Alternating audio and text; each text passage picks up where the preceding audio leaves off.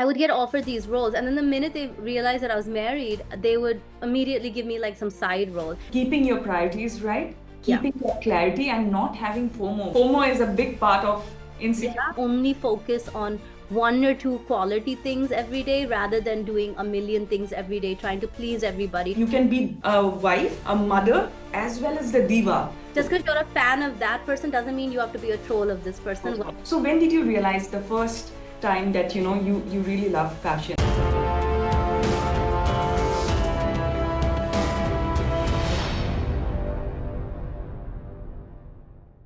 Hi everyone, welcome to yet another episode of Self Discovery Podcast with me, Mohsinaa Ahmad.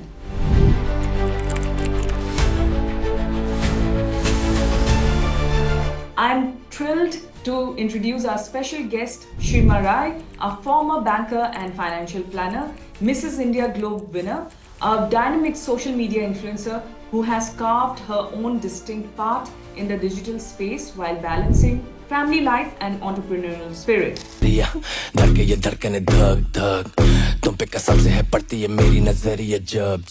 Many might know her as Aishwarya Rai Bachchan's sister-in-law, but Shrima has established herself as a powerful voice in the world of social media content creation with her authentic approach and genuine connections with her audience. She has become popular for those seeking relatable content in fashion, family life, and wellness. What sets Shrima apart is her unwavering commitment to promoting homegrown Indian brands, giving visibility to local artisans and entrepreneurs who might otherwise struggle to reach broader audiences. Her platform has become a nurturing ground for those emerging brands, showcasing the best of Indian creativity and craftsmanship.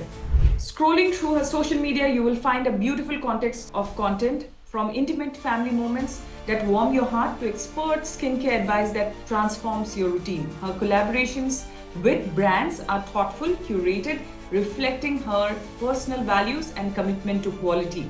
Despite being part of one of India's most prominent families, Shrima has successfully crafted her independent identity. Today, we will speak about her journey of building a personal brand, maintaining authenticity in the digital age, and the art of balancing public life with personal boundaries. Hi, Shrima. Thank you for joining. Welcome to my show, Self Discovery Podcast. Hi, thank you so much for such a nice intro. I'm really humble. Thank you so much.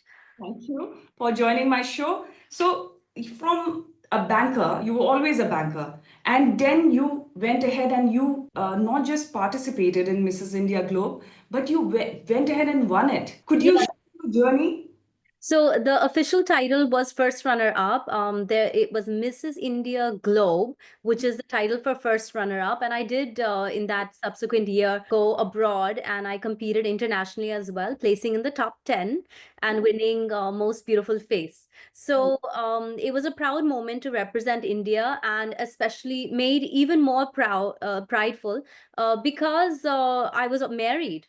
I was a married woman representing someone in the international pageant community, where often you see a lot of limelight is given for young girls who are yet to be married or have children or mothers. This was a very special thing to represent. Right.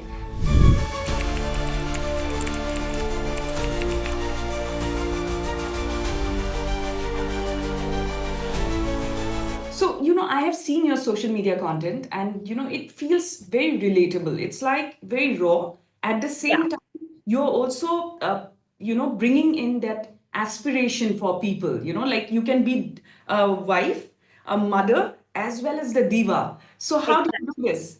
Yeah, I think right from the beginning when I started as a influencer, I actually was a Mrs. India, and then when I left my banking job, I had a baby who was just around, I think he was around 2 or 3, and I wanted to do something in fashion and beauty, so I actually love to write.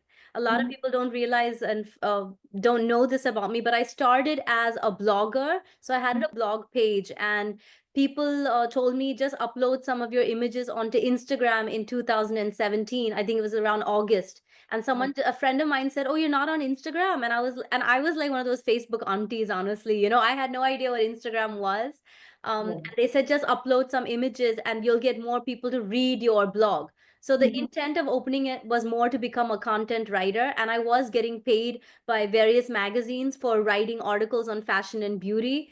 And I think when I opened up my Instagram account, I never wanted to be like a pure mom blogger or someone who only spoke about motherhood. That's just not like what was driving me. So I Mhm. came across as somebody who was young, had, had a child, but wanted to only talk about beauty and fashion and being well groomed and things like that, and taking care of yourself and my fitness journey. And I wanted to discuss all those other things that often as mothers we forget. Mhm, mhm. So, like you said, you're a mother as Yeah. well. Yeah. But you have never gone into that conformity of that, I have to look in a particular way because fashion, I think, comes naturally to you. Yeah. You have been following. So when did you realize the first time that, you really love fashion and you love wearing because you haven't given up that and you are still Yeah. doing it with beautifully, like even the South Indian dresses. The South Indian Kanchivaram sarees are a Yes, big hit yes, on my feet. so amazing. I think my background from being raised abroad in the US also has a big part to do with the fact that I'm so into fashion and beauty. Like right now, I'm talking to you. If I show you my vanity, it looks like a makeup, like a professional makeup artist vanity. There's like a million different foundations, there's a million different lipsticks, and I think this stems from the fact that when you're raised abroad in the US, we Mhm. used to go to high school in ninth and 10th grade. We used to get up in the morning and put makeup on and do our hair and Mhm. straighten our hair. Or like, like today I've done a Dyson blowout. Like we used to do this and go to school, guys. Like, Yeah. so I think that's a little different from the way that like now I have a teenager who goes to school, and all of the girls in the school, they have to wear uniforms. They're not allowed to wear makeup, and they're not allowed to express themselves with fashion and beauty, right? What we in abroad, it's very common at a very young age to get into all of that. And I think that's really it's always been there from my childhood, and it has a lot to do with my background a bit.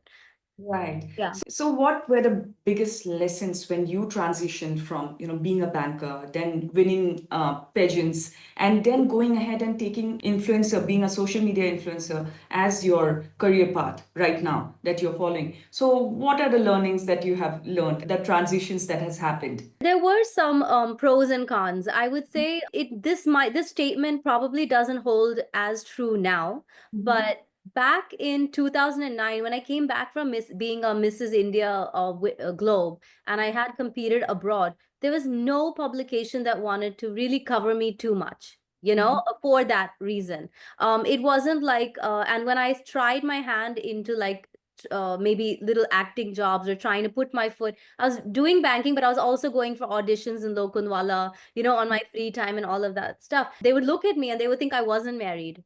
Okay. Mhm. And because I looked a certain way, right? And I dressed a certain way. And I would get offered these roles. And then the minute they realized that I was married, they would immediately give me like some side role. And I started realizing that, and that really bothered me. Like, why should just because a woman, just if you're married or if you have a child, why should you be boxed up?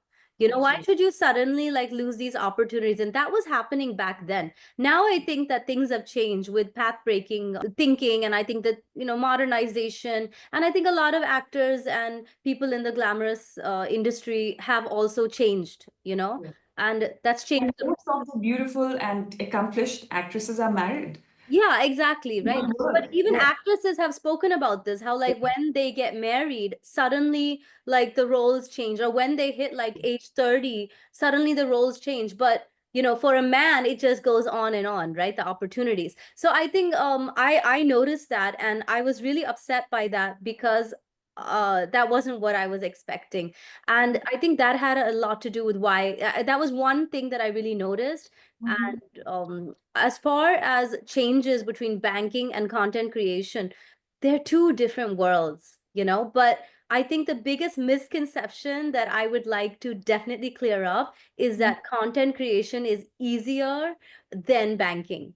Because the truth is, it's easier in the sense that I get to choose what I want to do and the campaigns that I want to do. And in every essence, I'm working for myself, right? I'm not working for a boss, and I don't have to follow that line. I don't have to go to office as often and things like that. But I It's do. not easy, right? It's But a it's myth. not easy, Yeah. in the sense that it's not just about me sitting in this space, my studio, and creating content. There Yeah. are hours put into ideating, to negotiating with brands. Then there's, if you guys watch my stories, you'll find me going to like so many events, you know? I go to so many brand events, and as you can imagine, that takes up a significant part of my time, you know? So the hours we put in for that 60-second video, or to keep the train of the Instagram algorithm, rising, is Right. immense. Yeah, and there's an immense social media pressure also. It can get extremely stressful, Mhm. just as any other job can. I have a lot of friends who meet me sometimes, and they say, Shrima, we don't know how you do it. You're doing so much. And I always remind them, I'm like, guys, but you're also doing so much, as much as I am, or more. It's just that I happen to document a lot of it, for you guys to see. Imagine if somebody was documenting you every day, right? Then people would also say the same thing to you. So I think Yes. we as women have to remember that. Your family is very supportive, and basically your husband, he's Yeah. very supportive to the reels, though he looks a little uncomfortable, but Oh, at the same time, he is very like supportive for what you are doing. yeah. So, please speak about that, the support Um, you have received. When Aditya and I met, I Mhm. think one of the reasons that we clicked, though I'm a girl who grew up abroad and he's a Bombay guy, and we both come from very traditional family. We're both from the same community. I've been a Rai my whole life, by the way. So even Yes. though my dad's a Rai, my mom's a Shetty, we're all from the same community. And I think it sort of worked because he's always been a very modern, broad-minded guy. You know, Mhm. and I think he's always understood one thing about me, is that regardless of how modern or how I come across maybe on my Instagram account, he knows that at my core values, I'm just a typical village Mangalorean. Like I am that, and I think that comes across when you see my Mangalorean stories. You see how much joy it brings me to wear that nightie and sit in that field and hold that cup of chai and just be without makeup and just chill. So I think he sees me for that. And I think in a marriage, that's really worked out really well, because no matter what I want to do, there have been times, guys, where I've been like, I don't know if I should wear this. I think it's a little too much. And he's been like, are you crazy? Wear it. You look amazing. And he's been like, really, like, you wouldn't expect a husband to say, wear that mini skirt. But he's been like, go ahead. Like, you look good. Like, he's been like that. He is really very, highly intelligent and extremely confident. And I think the confidence that he has in me as his partner for life, I think that really comes across. And as Yes. far as him being uncomfortable on screen, yes, we're not trying to hide it. Yeah, I think he's not he very freezes. He like freezes. the camera so much. Yeah, yeah. Like when he comes across, like I always tell him, like, your sister's so comfortable in front of a camera, but it's like the minute the camera's on you, he just like He's freezes. conscious because Yeah. he's not used to it and he doesn't want to get used to it Yeah, probably. yeah. He Yeah. is he is much more reserved, and this is not really his thing, and he's getting more comfortable with it because he's seen like how fun it is also. Mhm. And I would say that he just doesn't know what, like, he doesn't know like how people relate to that also, because a lot of us have partners who are exactly like this. Who don't know how to pose for Absolutely. that picture. And I think again it comes off being really relatable, and I'm not trying to like make him into something else. I just tell him See to be that. himself. See that in the content Yeah. because you are not, telling him what to do. You're just doing it on the floor. Yeah, and the stuff I do with him is very random, Yes. and I can be very, I think personality wise, he can be very prim and proper, and I am definitely the goofy one. I might be like well dressed and all of that stuff in my heels, but at the end of the day, I'm a really goofy, silly person, and I think that sort of, comes across. Yeah. That he's And really serious and I'm very silly. that is a good balance in a relationship. Yeah, One I think being so. the Yeah. serious one being the goofy one. So that's the best relationship that you can find. So tell me one thing. You have a series that you have started on your Instagram, Rooted in Style, and you're giving a lot of benefit to homegrown brands in this. So please speak about that and tell So us that how did you get inspired by this? So I'll tell you, as I have progressed, earlier I used to do a lot more campaigns with the kids. Mhm. Not because I was looking for campaigns, but it just naturally came to us because people saw how comfortable my kids were, right? But now I'm focusing 120% into beauty and fashion. In fact, I'm doing a makeup course with my friend Ojas Rajani as well, a celebrity makeup artist. And that's how much I'm really looking forward to the next few years being more about makeup and beauty and sharing, whatever I know.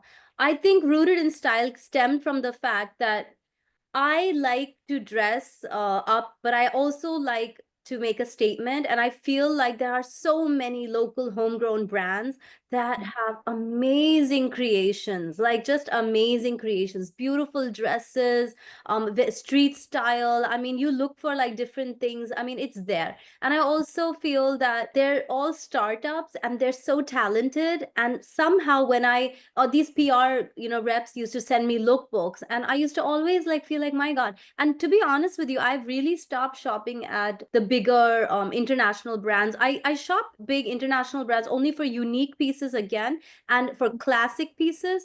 But I would say most of the stuff, like you'll find 90% of the things that I'm promoting on my page, even if it's a cord set, like a basic Indo-Western look or anything, it's mostly rooted in style. It's mostly, that's why it's called rooted in style, right? Because our Indian roots. I just think it's important to sort of support them. And it's become a really nice relationship between local homegrown brands who are seeking a reel or some post on my page, and me being so happy to wear their clothes because I feel so special. When I walk in a room and I wear one of their clothes, I feel so unique. It's not your typical outfit from an international brand, right? Like I feel like, wow, I love my outfit. My whole closet is filled with outfits from local brands.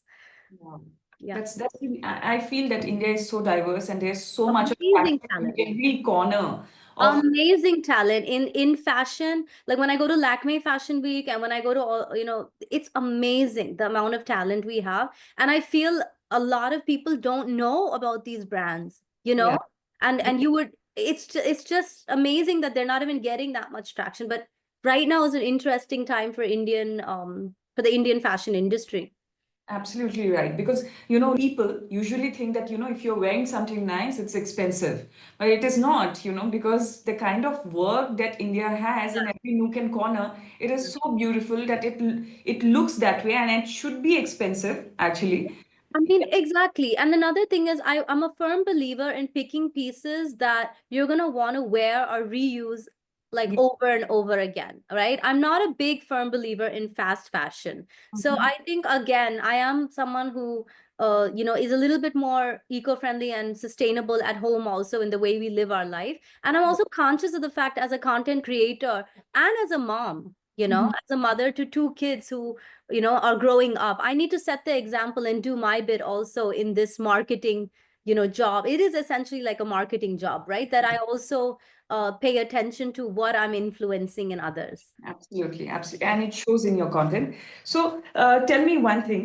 I have seen the comments section, okay, and I've seen you replying to trolls. And I completely agree with this because, some people, they are just on the sidelines and they're just waiting people to fall or to make a mistake or just, out of the blue. So, the kind of Replies. that you give is so amazing and it feels, you feel that this is the right reply, okay, that you're giving. So how did you pick those up? Usually, celebrities, they tend to ignore whatever is coming. Yeah. I So think, my team had a word with me. And my manager had a word with me because I think like I don't know if it was November or December, something was completely thrown out of context and it was thrown all over the newspapers. And then they wrote something that was completely untrue. And I became like this new character in this Bollywood saga that they were writing about. It was almost like I told my friends, like it's almost like suddenly you are, like when you watch those like Indian TV dramas, they suddenly create a the new kind character came and that new of. character was Shrima Rai. You know what I mean? I literally felt like that. That's how I felt, right? And I am somebody who speaks immensely about positive thinking and all of that, but I'm human, right? And it hurt immensely to be to work this hard over all of these years and make my own name, like literally, like I really did make my own name, right? Yes. So when you do that, and when I walk into PR events, or when I had like fellow bloggers who've known me for years message me, and they were like, we had no clue, like you never told us. And I was like, yeah, okay, like it was just not something that I didn't want that to be my calling card.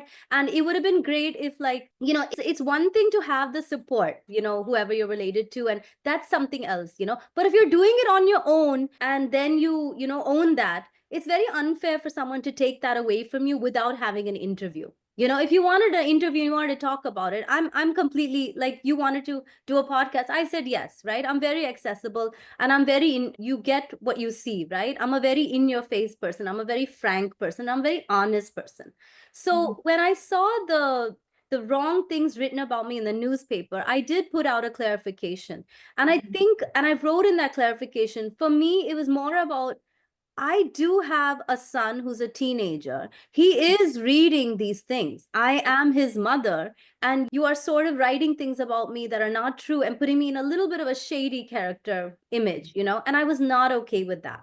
I don't think any woman would. And I think any self respecting woman would not be. So that's the only time that I sort of spoke out, and I did put out a statement. But if you notice, after I said what I had to say, and the newspapers, I'm so grateful for the Indian media, honestly, because the minute they picked that up, they started like not retracting, but they wrote, they clarified that this is what the what Shrima Rai had to say, and that became the truth. And I'm so grateful for the Indian media for being so responsible and understanding that I made a statement and they picked it up. I'm not the biggest celebrity. I'm not a one of those, but they still picked up something from my very humble Instagram account and put it out. And then I removed the statement because I was like, I'm not going to give it any more attention.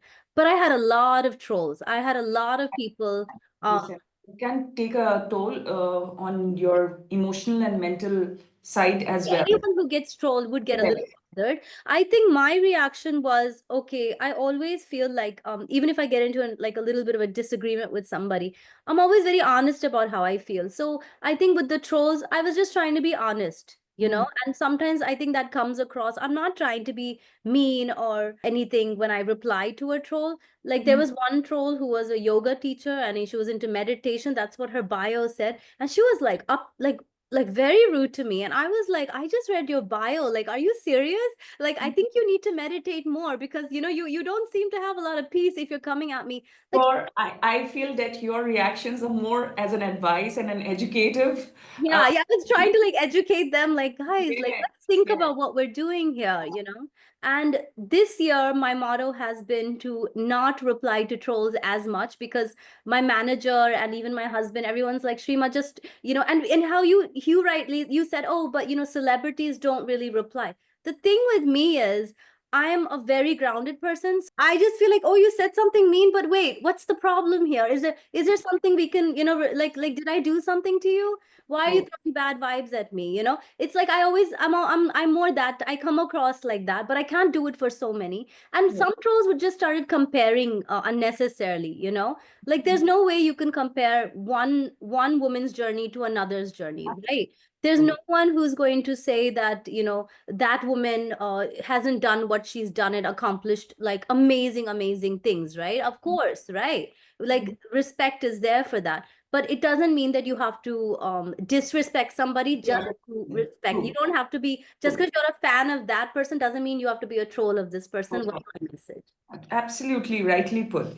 I would want to ask you something here that you discuss about wellness, you discuss about skincare in your Instagram page. So, can you tell us what you follow in terms of your spiritual journey? Like, what is it that you do? Any kind of rituals that you have? Do you do affirmations, visualization, or anything, which brings that peace and calm? Yeah. Yes. I will say, as a mom of two to a 14-year-old and a 9-year-old, it is really tough on some days to attain peace of mind. Okay. And I'm going to be really honest with you guys. The life that I'm living, it can get extremely hectic. There's a constant list in my head of like things to do, right? So there are a few things that I do. Yes, I would consider myself an extremely spiritual person. I do make a vision board every year. I am encouraging my kids to write down their goals and affirmations. I do yoga and meditation. Okay, Right. so I do that. I also, if something goes wrong, I always try to ask myself, okay, like I'll give you an example. The last 2 years for me, health wise, has not been the greatest. 2 years back, I had dengue. The year after that, I fractured my toe. And then a few months back, I had chikungunya. So it's just been like one thing, and my body has taken an immense hit, and my energy has suffered. I don't have the energy I used to. I'm slowly building it back. And I found myself getting quite depressed because mentally I'm a very energetic person, but the body was not ready to get back to work. So then I wondered, like, what's the lesson here? And I realized the lesson is to probably slow down a bit more and only focus on one or two quality things every day rather than doing a million things every day, trying to please everybody, trying to be everyone's friend. And Right. I think that was the lesson, and also to appreciate my body more. And then I thought it would be great since I put on 10 kgs. I know I don't look it because I'm a smart dresser, but I really have put on 10 kgs. I showed the scale on my stories the other day of my weight. And I'm going to do a series where I'm showing people how to lose weight all over again. Because a lot of people joined my Instagram page when I was already super fit, and now I'm not super fit. So I felt like, oh, maybe this is a reason. Maybe now I need to encourage people and show people that Shrima can go from, a size this, or, like not being as fit to being fit again. So Right. I'm always trying to look for ways. So what do you do for fitness? I do yoga 2 to 3 times a week. Mm-hmm. I was into CrossFit earlier, and I loved CrossFit. I think I am an energetic hyper bunny, so CrossFit fit. So either CrossFit or weightlifting. Right now, I've slowly gone back into the gym. You'll see on my stories, I put up at least one story almost every day about what I do. So you'll see yoga, which is light stretching, meditation, mostly for the flexibility. I'm not talking about like power yoga. And then I do weightlifting, and slowly I'm going to go back into CrossFit when my energy comes back. So I'm a big fan of, rotating between those two, yoga and weightlifting or CrossFit. I might try Pilates, and I have a goal this year of joining a dance class if my energy comes back enough.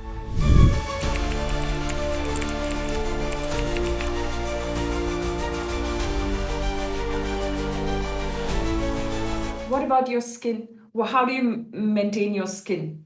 Oh, well, in this line of work, it's very difficult to maintain your skin.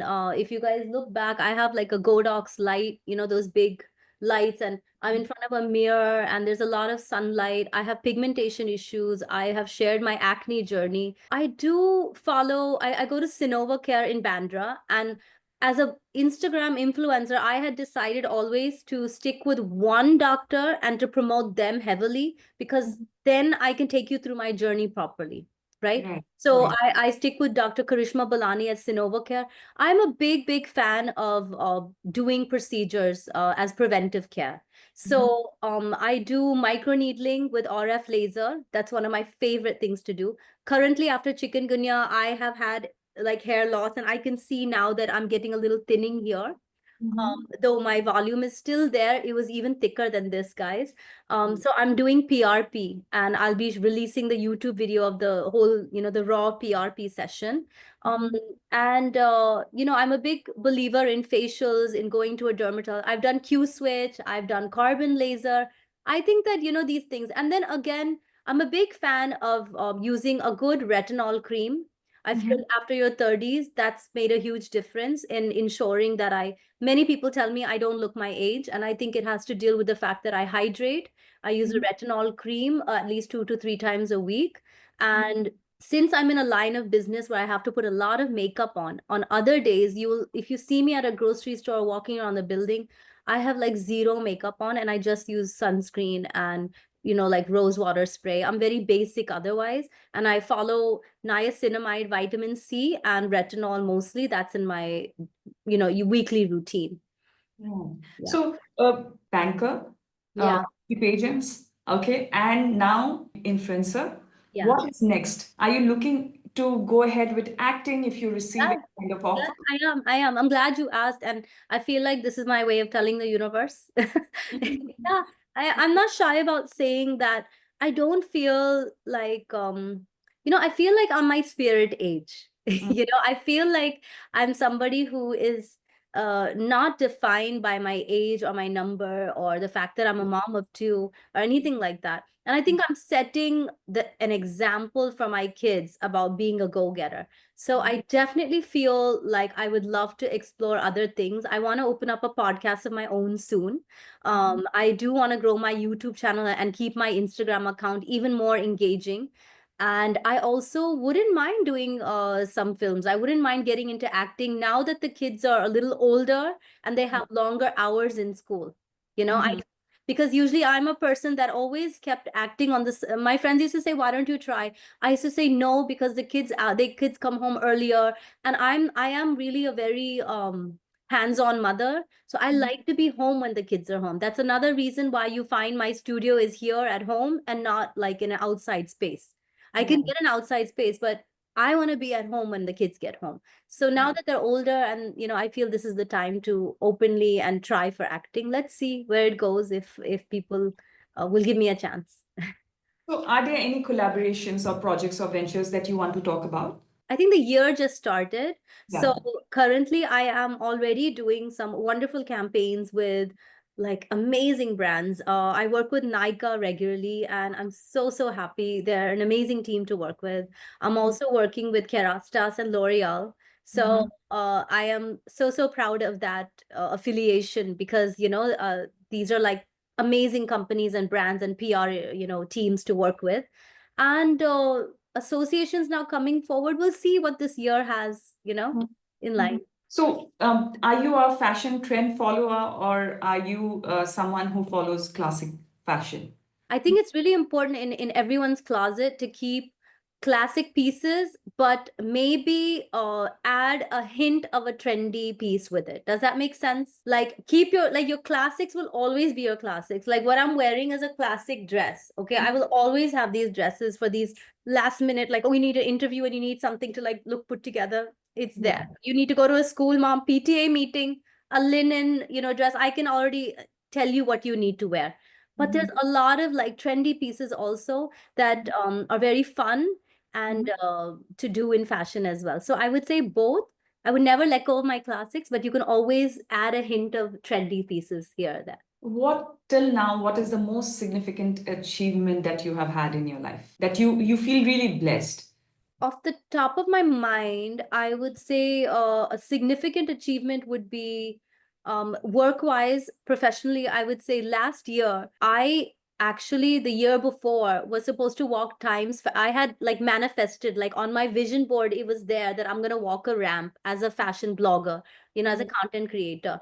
And a lot of these opportunities were going to, other bloggers, maybe some younger bloggers, and stuff like that. But I was like, I'm gonna do it. I'm gonna do it. And someone actually offered for me to walk Times Fashion Week, and 3 days before I was to walk, I fractured my toe during like Garba. Like I was playing Garba, and someone stepped on my toe so badly, and that it fractured. Like my toe literally broke, and I was crying, and I was so upset that I almost had this opportunity, and it just went Yeah. slipped from my hand. And imagine the very next year at the same time, a local homegrown brand that I had graciously, they said, can we send you a dress? And I love the dress so much. I did content for them. And, as again, supporting local homegrown brands. Now, see, this is where like the positive energy you send out somehow comes back. The same designer said, I'm doing a show in London Fashion Week and I want you to walk. Mhm, mhm. You saw like Wow. little bit of like that, just like that gesture that I did out of just me supporting another woman who, wanted to come up as a fashion designer. It Right. came back. She chose me, and I walked London Fashion Week last year. Mhm. And it was a very proud moment for me.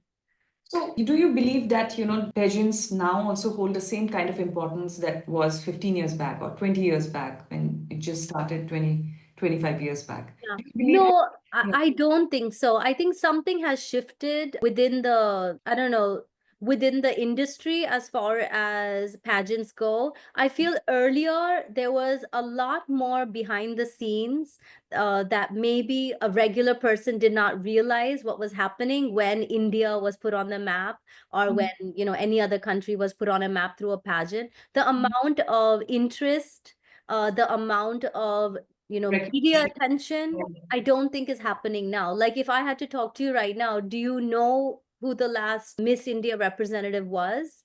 Can you Mhm. can you remember her face? Do you feel like media has picked her up as much? Do you feel that after they get out of winning a title, are they getting as much leverage as they were earlier? I personally don't feel it's as much, right? Um, Mhm. and that's where I can see the difference. So I don't think it's holding as much merit. And I'm not saying I agree with that. I feel like there should be a lot more merit.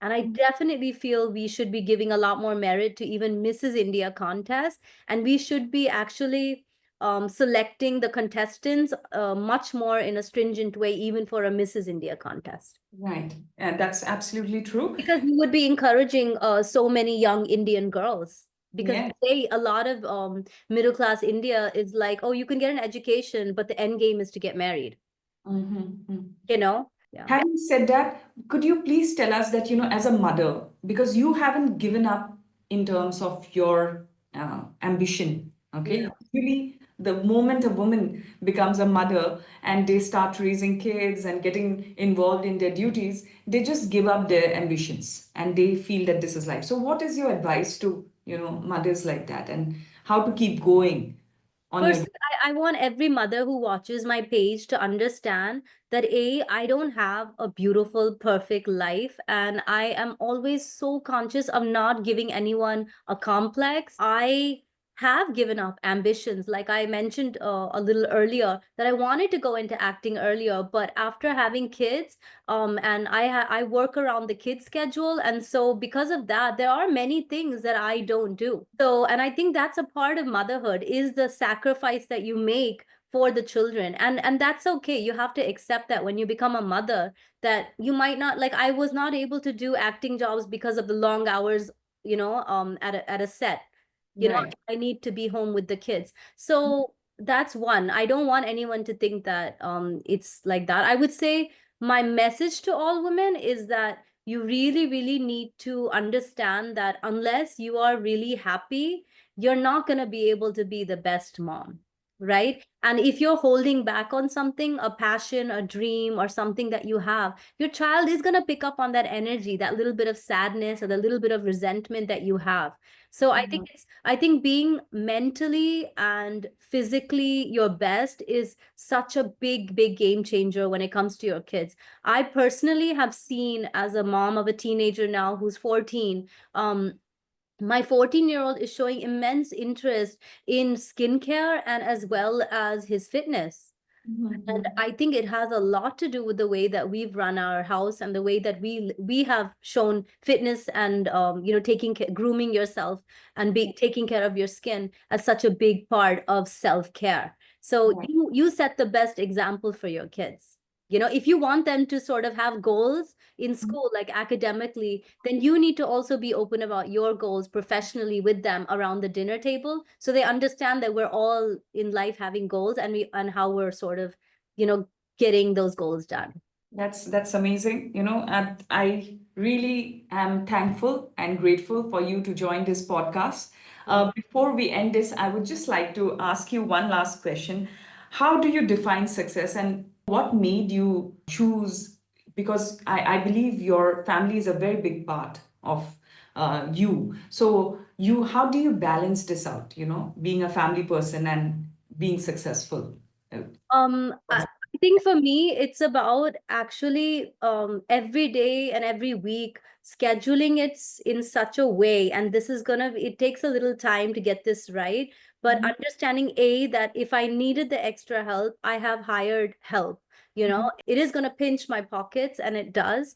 But I realize that that makes me a better creator and a better mother. So I think planning things out, not understanding that you don't have to, do everything on your own. You need to be able to be smart about how you can get help, either through family or hired help as a woman. I think that's one major game changer for me. Number two is making sure that you're scheduled in such a way that you're giving your energy to the things that really will give you good energy back.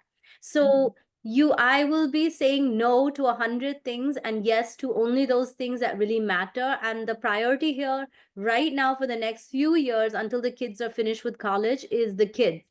And then comes the rest. And that's just a part of motherhood again. So I think I'm very clear about that. There was an event last night for a very big brand, and a lot of people asked me why I didn't go. And I said, I needed to spend time with the kids and I needed rest. It's as simple as that. I don't have FOMO, and I'm very careful about where I'm putting my energy, including the people I hang out with. I make sure that there's no energy drainers, people who mentally stress me out too much. I keep them away. That's so true. And that's so amazing, actually, the what you just said, keeping your priorities right, Yeah. keeping that clarity and not having FOMO, because, usually in this line of work, it is what FOMO is a big part of insecurity, Yeah. and FOMO is a big part of the, profession. It is. So amazing talking to you, Shrima Rai. Oh, I think the questions were so fun. And I think we should meet up for a coffee in real life. I think we could get along so well. Yes. I really felt it was really easy to talk to you. And I really appreciate all of your well thought out questions. And I hope together we make an impact in someone's life by talking about self-discovery here. Thank you so much for joining. It was so lovely talking to you. And I really feel that, you are so clear about what you, and also very confident. You have a self-belief that is, unwavering. You're like, I think that again comes from my roots in Mangalore, being very spiritual, being yeah. somebody who believes in the inner power and the Shakti above. Yes, yes, absolutely. That is because that is where the, strength comes from, Yeah, self-awareness and strength. So this is so amazing. And we'll surely collaborate later on as well. yeah. And thank you so much for joining in. Thank you for having me. Thank you so much.